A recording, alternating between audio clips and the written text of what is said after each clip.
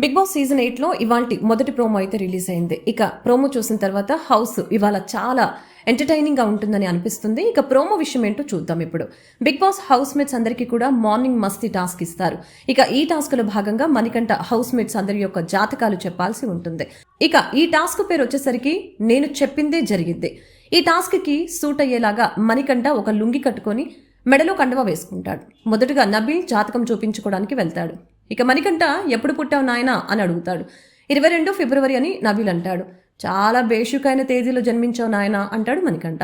ఇక నబీల్ చేతిలో ఏమైనా టైగర్ రేఖలు కనిపిస్తున్నాయా అని అడుగుతాడు. దానికి నీ చుట్టూ టైగర్లు, కుక్కలు, నక్కలు అన్నీ ఉన్నాయి నాయన, అందులో నువ్వొక షేర్వి అని అంటాడు.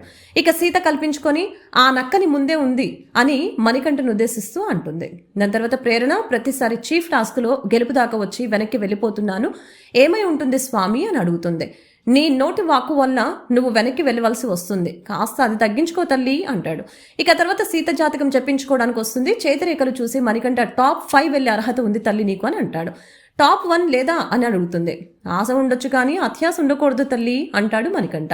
తర్వాత యష్మి జాతకం చూపించుకోవడానికి వస్తుంది. నాకు ఒక జత కావాలి, వైల్డ్ కార్డ్ ఎంట్రీలో అయినా ఆ జత దొరుకుతుందా, ఒక హల్క్ లాంటి జత కావాలని అంటుంది యష్మి.